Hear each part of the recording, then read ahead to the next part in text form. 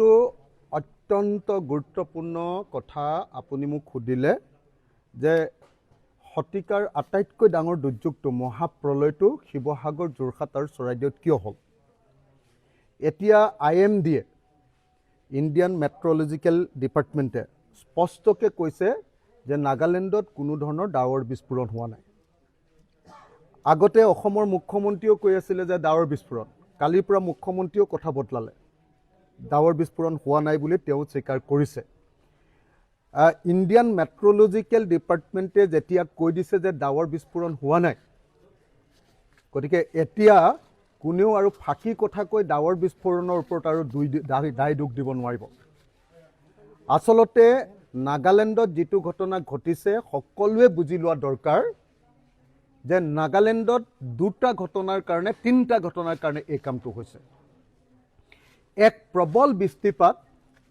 একেৰাখে 10-15 ঘণ্টা সময় বৰষুণ হৈছে এটো সঁচা দ্বিতীয় আটাইতকৈ গুৰুত্বপূৰ্ণ কথাটো হ'ল যে ইতিমধ্যে নাগালেণ্ডখন আমাৰ অসমৰ বহুত ঠিকাদাৰ বহুত ব্যৱসায়ী বহুত মাফিয়া আৰু বহুত MLA আৰু মন্ত্ৰীয়ে গৈ গোটেই নাগালেণ্ডখন ইতিমধ্যে লুটি পুটি নাগালেণ্ডখনক বৰবাদ কৰি দিলে কি কৰিলে সকলোৱে জানে যে বিহুবৰ যিটো পঞ্চায়ত এতিয়া আটাইতকৈ বেছিকে একদম এফেক্টেড হৈছে তাত কি কৰে তাত অবৈধ কয়লা তাত আনি জমা কৰে তাৰমানে আমাৰ অসমৰ যিকেইজন ঠাইত এতিয়া বানপানী হৈছে সেইবিলাক অঞ্চলৰ MLA বিলাকে জড়িত আছিলে বহুত MLA সেই কামবিলাকৰ পৰা সিন্ডিকেট কৰি আছিলে তদুপৰি মই জনামতে আমাৰ বৰ্তমানৰ যিজন আপোনাৰ এতিয়া ৱাটাৰ ৰিসোৰ্স মিনিষ্টাৰ আমাৰ সুশান্ত বৰগোহাঁই তেওঁ এই কয়লা খননৰ এই সিন্ডিকেটটোৰ লগত জড়িত আছিলে মই যিমান দূৰ জানো তাৰ লগত পীযুষ হাজৰিকা আৰু জয়ন্ত মল্লবৰুৱা জড়িত আছিলে আৰু মই যিমান দূৰ জানো অসমৰ মুখ্যমন্ত্ৰীয়ে এটো অনুমতি দি নাগালেণ্ডৰ পৰা অবৈধ কয়লা খনন কৰাই কি কৰিছিলে গোটেই পাহাৰবিলাক ধ্বংস কৰি পেলাইছে কি হৈছিল জানেনে নাগালেণ্ডৰ গোটেই পাহাৰবিলাকত আমাৰ মন জিলাৰ যৰ পৰা কি কয় ৰখ মুককচাং কয় না কি কয় ৰখ নামটোলা টিজিত হয়নে এইবিলাক অংশত কি হৈছিলে সকলো সাংবাদিকেও জানে যে গোটেই পাহাৰবিলাকৰ তলবিলাকত একদম মানে কয়লা খান্দি খান্দি খান্দি খান্দি এটা পাহাৰৰ তলখন পুৰা ফুপুলা কৰি পেলালে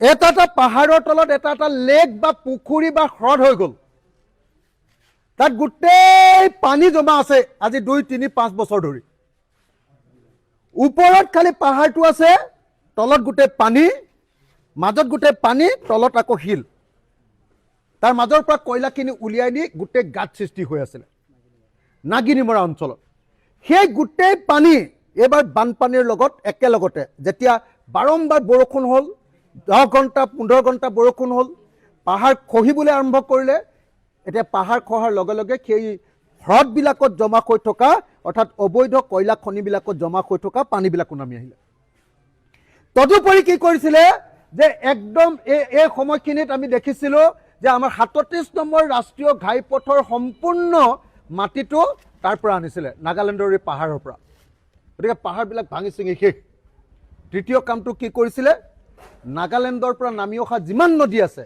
সব নদীৰ মোহনাৰ পৰা মুখখনৰ পৰা কি কৰিছিলে আমাৰ ইয়ালে গোটেই হিল বা বোল্ডাৰবিলাক এক্সট্ৰেক্ট কৰিছিলে বিহুবৰ হিল আৰু কয়লাৰ কাৰণে বিখ্যাত এতিয়া বিখ্যাত আছিলে আগতে এতিয়া কুখ্যাত তো এই যে আমাৰ MLA মিনিষ্টাৰ আমাৰ এই অঞ্চলৰ MLA কিজন জড়িত আমাৰ সুশান্ত বৰগোহাঁই তেওঁ এদিন মোক একদম সন্মুখত দিছপুৰত আদিত্য বিক্ৰম বুলি আমাৰ ইয়াত এজন DC আছিলে সেই DC জনৰ সন্মুখত মোক কৈছে যে মই এই কয়লা সিন্ডিকেটৰ পৰা মাহেকত 5 লাখকে লওঁ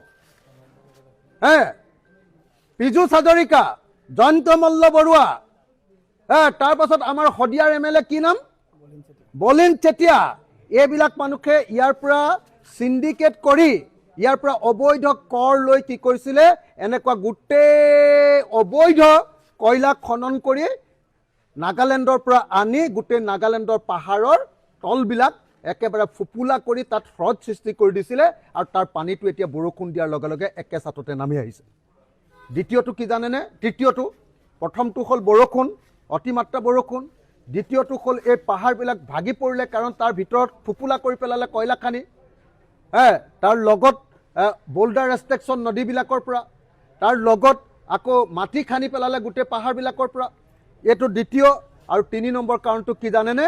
বহুতে লুকুৱাব খোজে, কিন্তু আচল কথাটো হ'ল 2025 চনৰ ফেব্ৰুৱাৰী মাহৰ পৰা দিখৌ হাইড্ৰ ইলেক্ট্ৰিক প্ৰজেক্ট বুলি আমাৰ দিখৌ নদীৰ ওপৰত নাগালেণ্ডে এটা প্ৰজেক্ট বনাই আছে।